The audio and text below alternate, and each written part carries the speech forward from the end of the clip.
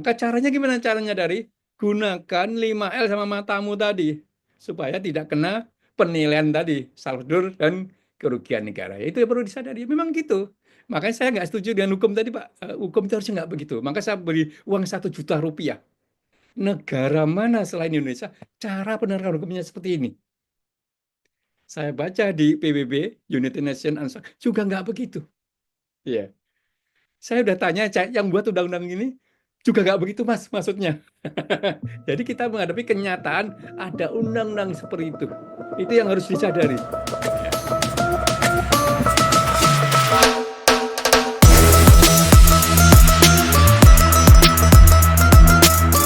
Selesaikan kontraknya, selesaikan pekerjaannya. Bayarnya nanti dulu. Kenapa saya minta bayar nanti dulu? Karena ada undang-undang seperti itu. Jadi yang materi yang saya main itu rangkaiannya seperti itu. Rangkaiannya memitigasi pasal 2 dan pasal 3 tadi. Kalau Anda pahami ya. Jadi kadang-kadang kita jangan jadi pahlawan terhadap negeri ini. Pak, saya lunasi, Pak. Tanggal 31 Desember lunas. Ya. Nanti tahun depan anggarannya sulit dan sebagainya, sulit mengusulkan. Nggak usah. Itu sudah urusan negara. Itu urusan Pemda untuk membayar tahun depan. Bukan urusan Anda lagi. Bukan tanggung jawab Anda. Ya, gitu maksudnya. Itu ya, Pak ya, mengenai masalah tadi apa? Aspek saldo dan kerugian negara yang dipandang oleh banyak pihak ya. Oke, ada lagi? Ya, baik Pak Muji.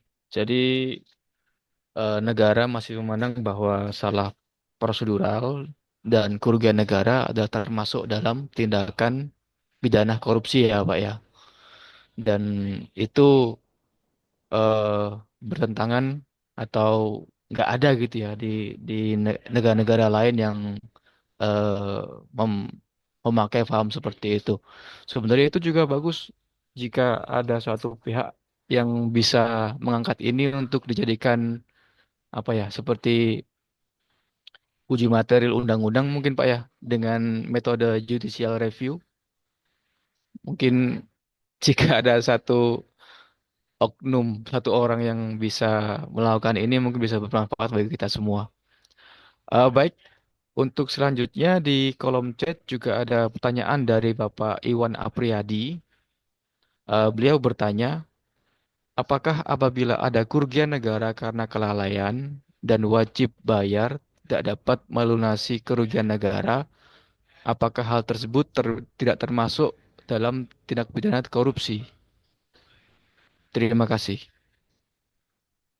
Jadi apabila ada kerugian negara karena kelalaian dan wajib bayar tidak dapat melunasi kerugian negara, apakah hal tersebut termasuk, apakah hal tersebut tidak termasuk tindakan pidana korupsi? Mungkin maksudnya jika ada kerugian negara dan yang harusnya wajib membayar tidak dapat melunasi kerugian negara tersebut, Bapak. Apakah hal tersebut termasuk tipikor, Bapak? Demikian, Pak Muji. Ya, ini banyak sudut pandangnya dari mana? Apakah dari penyedia, dari PKM? Misalnya dari penyedia lah. Kita membayar 100 barang. Ternyata dikasih ke kita, setelah kita hitung hanya 90. Berarti kan lebih bayar. Terjadi kerugian negara. Ya, penyedianya suruh mengembalikan yang 10 tadi. Suruh mengembalikan, ternyata dia nggak sanggup dan sebagainya. Seharusnya kan bisa dicicil. Dia berpikir harus lunas sekaligus, nggak sanggup dan sebagainya.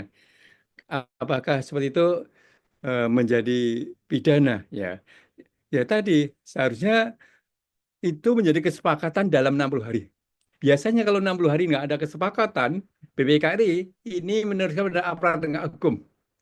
Ya, jadi tolong ya proses-proses administrasi perdatanya diikuti. Kadang nggak diikuti itulah yang menjadi proses tipikor karena penyidiknya lari, nggak bayar dan sebagainya tadi. Ya, seperti itu. Ya sama. Ketika ini di levelnya PPK, ya dia apa lupa apa tadi mencairkan jaminan pelaksanaan dan sebagainya nilainya 120 juta, ya suruh nyicil aja dia. Kalau itu apa kesalahan dia dah. Ya. Kadang-kadang suruh apa bayar sekaligus ya nggak punya uang dia, suruh nyicil aja seperti itu. Ketika nggak bisa, ya itu perlu jadikan apa pembicaraan apakah ini harus perlu teruskan pada aparat hukum ketika nggak selesai dalam waktu 60 hari. Nah itu seharusnya itu bukan proses korupsi Pak. Ya ini proses apa? Ketidaksanggupan secara keperdataan ini sebenarnya.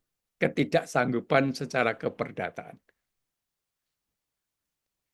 Ya, ini Baik, pendapat saya, silakan boleh. Dan saya juga nggak apa-apa. baik. Terima kasih Pak Muji. Ada pertanyaan yang lain yaitu dari Ibu Fitri mungkin ya ini. Ibu Fitri UKPBJ Serian. Izin Pak, pada kenyataannya tidak seperti itu apabila ada pengaduan dapat menjadi dasar oleh APH untuk melakukan penyidikan, tidak lewat APIP terlebih dahulu. Nah, Ibu Fitri bertanya nih Pak, bagaimana cara menghadapinya Pak? Apakah kita bisa menolak penyidikan karena tidak lewat APIP terlebih dahulu? Seperti itu Pak. Jadi Ya, jika penyidikan tanpa melalui tidak lewat APIP terlebih dahulu, apa kita bisa menolak Pak Muji? ya. Pertama gini ya. Jadi upaya pidana itu prinsipnya dalam pelajaran hukum pidana ya, itu adalah upaya terakhir. Jadi proses-proses pidana itu adalah upaya-upaya terakhir. Intinya orang di penjara itu sebenarnya upaya terakhir, bukan upaya yang pertama. Jadi yang mungkin kadang-kadang terbalik di Indonesia, upaya-upaya pidana itu upaya yang pertama. Nah, itu ada istilahnya, saya lagi lupa juga istilahnya. Jadi kalau ada proses-proses pidana, upaya pidana itu terakhir. Ya kita upayakan upaya administrasi perdata dulu lah seperti itu. Jadi sama kalau ada temuan kerugian negara harusnya proses tipikor itu proses terakhir, Pak. Yang terjadi enggak, proses tipikor itu yang pertama. Terus bagaimana kalau kita apa sebagai pelaku pengadaan diproses secara tipikor, nggak ada lewat inspektorat dan sebagainya. Ya itulah, maka perlu dibangun SOP di setiap UKPBJ. Ada SOP. Jadi kalau ada temuan dan sebagainya di UKPBJ itu siapa yang peran? Mungkin bagian advokasinya. Mungkin nanti melibatkan apa? Dilempar dulu ada inspektorat dulu untuk menyelesaikan. Dan itu yang perlu dibangun SOP-nya. Jadi kalau ada pengaduan dari LSM ataupun pemanggilan dari APH, SOP tadi Pak yang digunakan. Ya, di beberapa OKWJ sudah melaksanakan itu. Yang perlu dibangun. Kita nggak pernah bangun SOP, senengannya apa? Menyalahkan situasi ini. Jadi saran saya bangunlah SOP. Ya, seperti tadi. Ya, SOP kalau ada masalah kasus dan sebagainya, bagaimana ini SOP-nya? Melibatkan inspektorat, berapa lama harus bertindak. Nah, seperti itu. Ya, kalau tidak seperti itu, akhirnya pelaksanaan hukum keras, Pak, dari APH. Nah, gitu, Pak ya. Oke, ada lagi? Baik, baik Pak Muji. Sepertinya ini banyak pertanyaan Pak dari rekan-rekan di kolom chat. Berikutnya ada dari Ibu Rika. Ibu Rika bertanya, Pak, jika setelah audit kontrak, ternyata koefisien AHSP atau analisa harga satuan pekerjaan lebih besar daripada koefisien rujukan AHSP dari Kementerian PUPR, sehingga ada selisih harga ketika diaudit, Pak. Terkait selisih harga ini apakah termasuk kerugian negara, Pak? Demikian, Pak Muji, dari Ibu Rika. Bagaimana, Pak? Ya, SB ini kan di pekerjaan konversi ya. Nah, tolong nanti dibantu oleh saya salah. Contoh kita membangun beton. Beton K berapa? K300. Beton K300 perlu berapa kubik? Perlu 7 kubik. 7 kubik kekuatannya K300. Hasilnya gimana? Terpenuhi nggak mutu betonnya? K300 terpenuhi mutu betonnya. Volume terpenuhi nggak? 7 kubik? Terpenuhi. Ya sudah, nggak usah dipersoalkan koefisiennya. Koefisiennya besi berapa? Koefisien semen berapa? Nggak usah. Contoh Pak Devin beli nasi goreng. Nasi goreng harganya 15.000. Enak. Ya, enak kan? Satu porsi, satu piring, 15.000. Ditanya sama Pak Sasya, Pak Devin, itu bawang dari Brebes kan murah. Masa 15.000? Enggak lah, harusnya 14.000. Pak Devin, kita kan beras lagi surplus. Ya, cocok-cocoknya 13.000 lah. Loh, apa seperti itu? Ditanya harga berasnya, ditanya harga bawang. Tidak, Pak Devin beli 15.000. Saya beli juga sama 15.000. Ya sudah, harganya memang harga pasarnya 15.000. Nggak usah dipersoalkan harga bawangnya, nggak usah dipersoalkan harga berasnya. Sama tadi, yang konstruksi tadi. Koefisiennya, koefisien besi, ini kelebihan, koefisien semen. Nggak usah. Anda minta apa? Beton K300 kan memenuhi, mutunya memenuhi. Volume minta berapa? 7 kubik. Diukur 7 kubik, ya, ya sudah. Nggak usah dipersoalkan. Koefisien itu dibangun itu apa? Untuk buat HPS. Untuk buat HPS. Sehingga ketemulah harganya 1 kubik berapa? 3 juta rupiah. 1 kubik 3 juta rupiah kali 7, berarti harganya bangunan tadi 21 juta. Nggak usah dipersoalkan. Ini besinya kemahalan, ini harusnya harganya 20 juta. Nggak seperti itu. Bisa dipahami ya? Kalau nggak bisa dipahami, nanti makan nasi goreng dulu. Berbuka. Baik, baik, Bapak. Jadi kesimpulannya gini ya, Pak ya. Untuk koefisien itu dimaksudkan sebagai dasar untuk pembentukan HPS.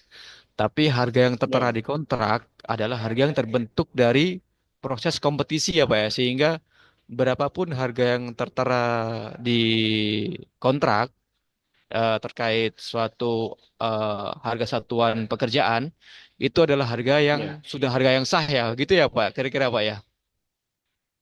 ya. Harga benaran nggak perlu dipersoalkan, Pak. Contoh, kita bangun Hmm. kantor tamat. Berapa nilainya? 10 miliar. 10 miliar. Ternyata PPK-nya ngikuti ilmu saya, Pak. Tidak memberi uang muka. Tidak memberi uang muka. Penyedianya pintar, Pak. Pondasi berapa harganya per kubik? 3 juta rupiah, Pak. Pondasi beton tadi ya, 3 juta. Ya. Jadi dia nawar murah, Pak. Nawarnya HPS-nya nggak 10 miliar. Ditawar sama dia, Pak, 7,9 miliar. Ditawar 7, murah, Pak, 7,9 miliar. Tapi pondasinya, Pak, sama dia dihargai berapa, Pak? Dihargai 7 juta, Pak, per kubiknya. Padahal di HPS kita, Pak, berapa? 2 juta kan? Dihargai 7 juta, Pak. Begitu dia ngerjain pondasi, Pak. Ngerjain pondasi dia utang, Pak. Ke toko-toko, Pak. Utang. Loh, utang kapan bayar sebulan lagi? Nah, ternyata selesai, Pak, pondasi. Pondasinya luasnya berapa? 100 kubik. Dibayar, Pak, kali 7. Dapatlah dia 700 juta. Padahal harga pondasi berapa tadi? 2 juta. 2 juta kali 100, 200 juta, Pak. 200 juta dia terima pembayaran, Pak, 700 juta. Ah, dia sekarang dia punya uang 500 juta, Pak. Pak Muji ngomongannya apa itu? Nggak kasih uang muka? Nggak apa-apa, saya pinter. Saya punya uang 500 juta sekarang. Selesai gedung ini. Ya, gitu, Pak. Caranya apa tadi? Pondasi per kubik dibuat harganya 7 juta. Ketika itu diaudit, ketika diaudit, kemahalan nggak? Ya kemahalan, ya nggak apa-apa. Loh, HPSmu 2 juta loh, ditawar sama dia 7 juta loh. Ya nggak apa-apa. Secara total kan benar termurah dia, ya kan? Bingung nggak? Kalau Anda bingung, jangan jadi pengelola pengadaan. Jadi banyak orang menikmati dunia pengadaan, seperti Agus Hari Pramana menikmati dunia pengadaan, ya banyaklah dia terima honor, terima jual buku dan sebagainya. Sebagian orang, kayak Bu Rika, tersiksa di dunia pengadaan, dipanggil APH dan sebagainya. Itu pilihan kita. Gunakan logika lah. Penyedia tadi kita gunakan, ketika gunakan logika, kita kan untung kan? Pondasi 1 kubik 2 juta, dia pasti ditawar dia 7 juta. Untung dia. Lihat kontraknya, nggak ngasih uang muka, tenang. Nah, tahu dia caranya. Mungkin kayak begitu. Yang mengenai ini ya, mengenai question ya. Oke ya. Iya, baik, baik, Pak Muji. Berikutnya Pak dari Pak Supriyadi dari RSUD Dr. Sutomo, Dr. Suroto, Ngawi. Izin bertanya, Pak Muji, bagaimana sikap kita ketika dipanggil APH tanpa surat resmi, tapi cuma lewat perantara atau via telepon saja, Pak? Bagaimana, Bapak? Ya makanya tadi kita bangun SOP-nya. Ya, tolong Pemda bangun SOP kalau ada panggilan APH dan sebagainya. Bagaimana? Jadi kalau ada SOP kita kan bisa nolak. Pak, SOP kalau kami panggil ada seperti ini. SOP. Jadi perlu dibangun nih SOP terhadap masalah-masalah temuan audit dan temuan hukum. Berikutnya, kalau kita sudah menerapkan 5L sama matamu, dipanggil apa ya, Pak Supriyadi lagi di Jakarta, Pak, Bapak dipanggil apa ya, Pak, di Ngawi. Tentang apa? Minta data. Kasihkan aja datanya. Mana? Lewat WA. Selesai. Karena kita membangun 5 L sama matamu tadi. L yang keempat apa tadi, Pak? Lengkapi dokumentasi, lengkapi.